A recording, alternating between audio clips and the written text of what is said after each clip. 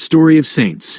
December 4th is the feast day of John Damascene, a doctor of the Church because of his view on the venerations of the images and relics of the saints and the bodily assumption of Mary into heaven.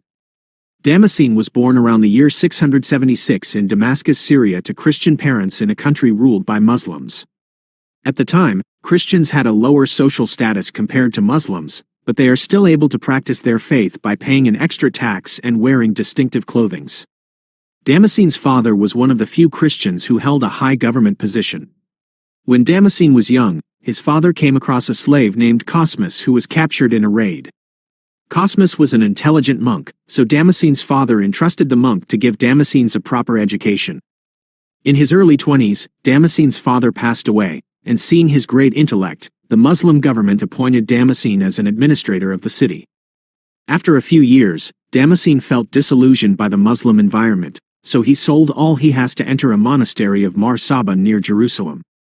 In the year 726, the Byzantine Emperor Leo III believed in the Jews' teaching from the Torah, which banned the use of Christian imageries, including the image of Jesus and the saints. He went against the teaching of the Church, declaring that the veneration of images and statues of saints was a form of idolatry that takes away from worshipping God.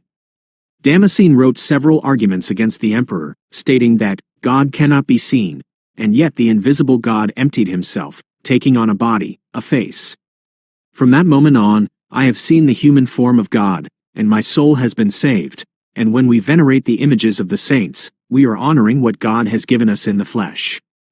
It is through looking at the images of the saints and their lives that we can truly learn what God wants us to see. Legend said that the Byzantine emperor was so angry at Damascene that he forged a letter claiming that Damascene intends to attack his hometown in Damascus. Consequently, the Caliph of Damascene ordered a soldier to cut off Damascene's writing arm, but in that same night the Blessed Virgin Mary appeared to reattach his arm. Damascene later died at the age of 73 in 749, and 38 years after his death, his writing in support of venerations of images and icons was finally upheld in the Council of Nicaea. Damascene grew up in an environment that supports iconoclasts, the destruction of religious icons. He was also granted a high position of status in the Muslim-ruled nation. But from a soft calling within his heart, Damascene retreated into a life of silence in the monastery so that he could hear God's voice more clearly. After spending time in silence, he was able to understand God's plan for the world, to bring the image of Christ down on earth for everyone to see and adore, and to also grant the saints the wisdoms of God whom we venerate today. As we celebrate his feast day, let us follow in his example, to spend time in silence with God and pray so that we can understand God's plan in our life. And let us also look upon the life of the saints, who are instruments of God's will on earth, so that by imitating their life we may grow closer to God each and every day.